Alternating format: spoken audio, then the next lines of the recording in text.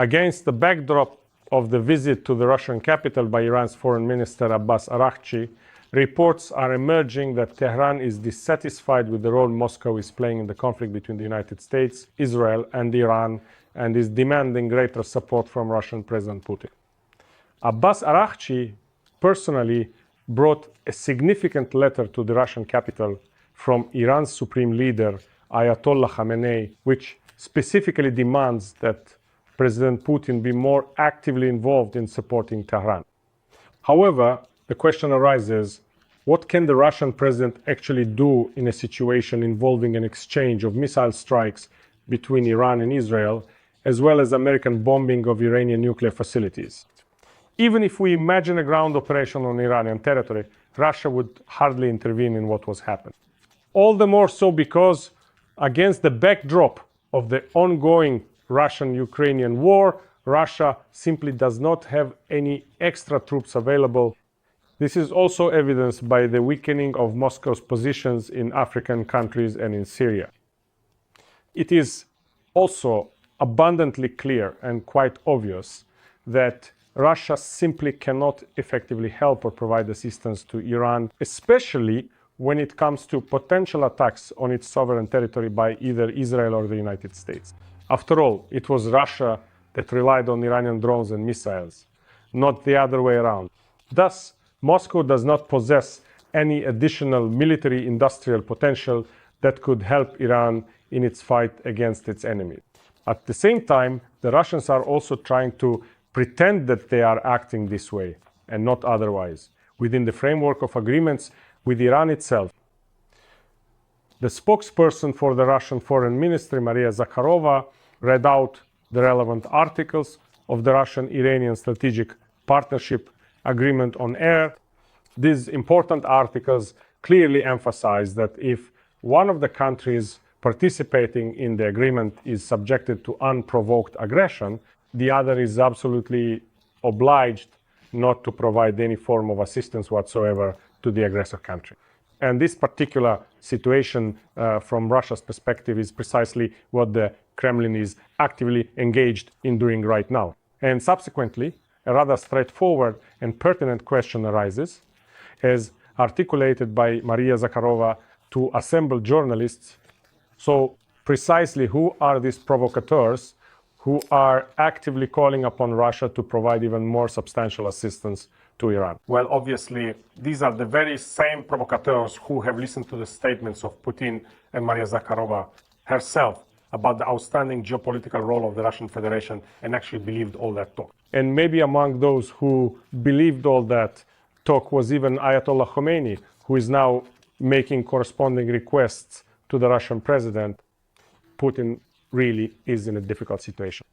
He needs to at least maintain a normal atmosphere in his communication with the President of the United States, Donald Trump, because it is precisely this normal atmosphere that helps Putin in his attacks on Ukraine and in his hope for the capitulation of the hated country, a war on which one could say Putin has staked everything related to his own political future.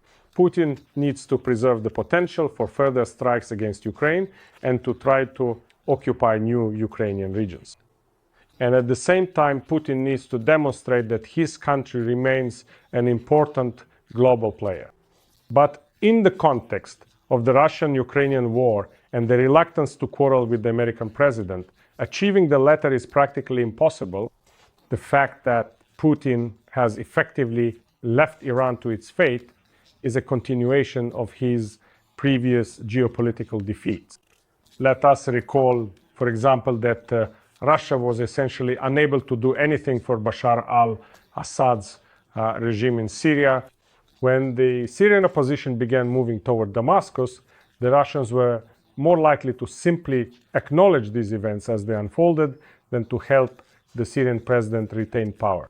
The very fact that Bashar al-Assad, together with his family, received asylum on the territory of the Russian Federation can be considered a major political achievement for him. And this is despite the fact that, unlike in Iran, Russia has bases on Syrian territory that are essential for the logistics of all its operations on the African continent. And we can already see how The loss of this logistics is affecting Russia's own positions in African countries, as well as the capabilities of those African military regimes that have emerged on the political map of Africa thanks to Russian support. The same can be said about the post-Soviet space. Over the past almost 4 years, the influence of the Russian Federation on events in the former Soviet republics has been decreasing with each passing month. The last major action by the Kremlin can be considered the deployment of Russian troops on the territory of Kazakhstan under the auspices of the LNR.